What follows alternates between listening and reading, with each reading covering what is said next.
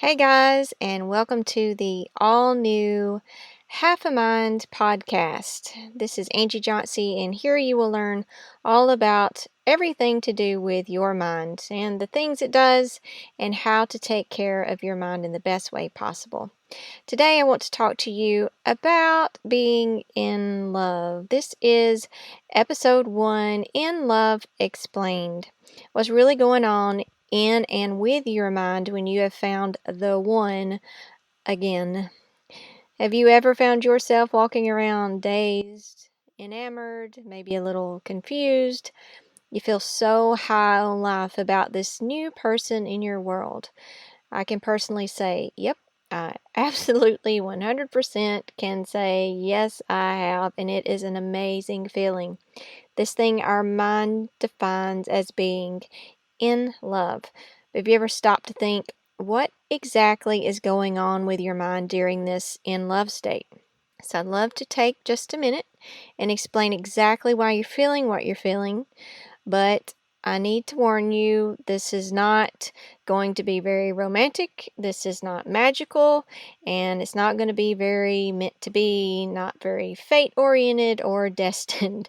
But if you're ready to hear what I'm about to tell you, it can really save you a tremendous amount of emotional pain and drama way on down the road. So, are you ready? You ready for a little truth here about this in love feeling? So, first, I need to give you just a little bit of background information about your mind and how it works. The part we call the mind, that sometimes very loud, often annoying, crazy voice in your head, it keeps you awake at 3 in the morning, chattering about everything under the sun that you have ever done or ever said since you were born, since you learned to walk and talk. That is the mind that I'm talking about here. Well, that mind has needs. It has both mental needs and emotional needs, meaning it wants to be made to feel a certain way. Depending on the kind of mind you have, those needs may vary slightly, but the basic needs are to feel 1, seen, 2, heard, 3, wanted, and 4, safe. When we feel at least those 4 basic emotions, we then say, I feel loved. So getting your needs met finally. So what exactly is happening when you say you're in love with someone? Your mind has hit the jackpot on having those 4 basic needs met. That is basically why you are feeling what you're feeling. All of those needs have been met. Not just the basic needs, but also those mental and emotional needs specific to your health type. And if you don't know what your health type is, go ahead and scroll up to the top of this page and I promise you it takes about 3 minutes, if that, to take this health type test. And we'll give you an email and talk to you a little bit about what your health type is, how your mind works, and also lots of things about your body, so not just about your mind. So take just a minute and take that health type test and know that besides those 4 basic needs, you also have some other needs. So I have another article that you can read about that I'm posting to the right of this article that you're reading now. And you can click that and learn a little bit more about the specific needs of each health type. So what is happening? What exactly is happening when you say you are in love with someone? Your mind, it relaxes. And if this in love experience with the one is the first time your mind has had all of its needs met for a while, or maybe even ever, your mind relaxes so much that it feels like euphoria, like it's just bliss. It is blissed out. It's almost knocked out of its senses. It doesn't know what has hit it. Your head is spinning, and voila, you are in love. So when your mind relaxes so intensely, it is such an emotional relief. Just think about that. If your mind was relaxed and not doing all the chattering that it normally does, imagine, or worrying, or whatever it's doing for you that creates this emotional disturbance, imagine if that stopped. And it stopped for weeks in a row. Imagine that. Like, that's amazing. And that is actually what happens when we have an in love experience. Your mind stops obsessing, worrying, problem making, criticizing you and everyone else, stops making you do unwanted behaviors. For instance, you may find yourself eating less. If you've ever had that in love experience and you're like, I don't even want food.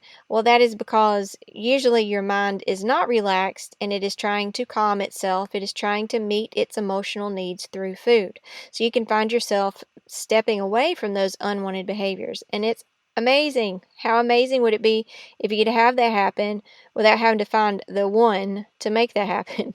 Well, you can, and I will get to that in just a little bit. If you've ever seen anyone who is in love with being in love or just loves the newness of the relationship, but soon loses interest and then needs to go find another relationship. So this is why. This is why that happens. It feels good for your mind to relax and chill out for a while.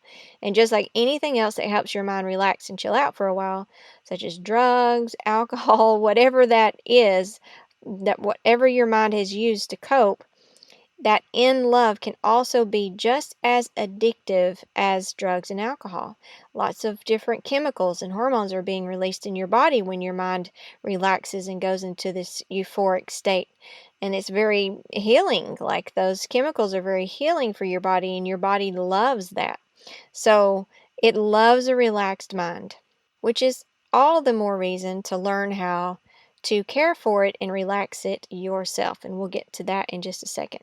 Why does the feeling of in love fade? Why does it, it's so strong and so amazing at first, and then it just starts to trickle off and turn into ordinary life? So we've determined that when the mind has its needs met fully, it relaxes and it finds relief. In that relaxation, it becomes still and quiet. So it's almost sedated in its little love state.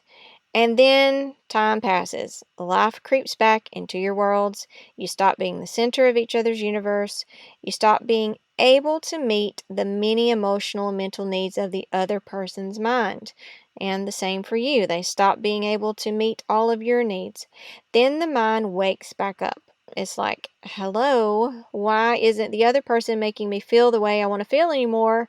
You used to meet my needs. You used to make me feel the way I wanted to feel. Why aren't you doing that now? Do you not love me? Do I not love you anymore? What on earth is going on? So when we declare, I love you, but I'm just not in love with you anymore, what we're really saying is, you're no longer meeting the many emotional needs of my mind. So here's some news. They were never supposed to be the one to meet your mind's emotional and mental needs in the first place. That is your job. So here's a secret for you that will free you if you can embrace it. We are all responsible for meeting the emotional and mental needs of our own minds. How? How do we do that? Well, that's a longer conversation, but I want to get you started with 3 steps to begin meeting your own emotional needs. So, number 1 is separate. This is the most important, but it can also be the most difficult step to master. I found this in many of my clients. They can do it at first when they first start the course and they're getting their steps to do each day. They get their mind so relaxed pretty quickly, and they have this amazing week, almost like of in love. Maybe not as strong as that, but their mind is relaxed and it is calm and they feel so good. And then they get kind of relaxed as that caretaker, and they kind of forget, oh, it's my job to keep this mind relaxed. And then the mind wakes back up, and then it starts a whole nother drama, and then they're upset with themselves because they lost their peace, they lost their relief, and they were doing so good. And so they have this little war go on inside of them. But separating, step 1, can be the most difficult step to master. You must see the whiny, needy, complaining, problem-making, overreacting voice in the head as separate from you. You are the caretaker, the observer of the part of you that becomes upset and emotional. Number 2, listen and understand. Once you are separated from the mind, you can then begin helping it to relax by allowing it a safe, this is important, safe, unconditionally loving space to express its upset and problems. This is something that Our parents may not have done a great job of showing you how to do this. So this may be something you have to learn for yourself, to give yourself this unconditionally loving space to express. Let your mind say, I don't like this. I need this. I don't like this person. I don't like that person. One of our things to do is we usually try to shut that voice down. Oh, don't think that. That's horrible. Oh, don't say that. Oh, and then we make excuses for the other person. I get all that. I understand why you do it, and I know that's the logical side. You get all of that as an adult, but what you're dealing with is a mind that is in an emotional state. And you cannot come, if you've learned anything from me, you cannot come at emotion with logic. Anything in an emotional state cannot hear logic, and it will only anger that whatever your mind or someone else's mind. You must come at an emotional state with unconditional love. That's it. That's about the only thing that is going to calm that emotion down, is space to just express, space to act crazy, space to act childish, space to say anything and everything it wants to say. So, listen to it and love it with your words. Get to know your mind like you would your child. 3, this is so important, you have to become the caretaker of your mind. This is each and every one of ours responsibility. No one is supposed to do this for us.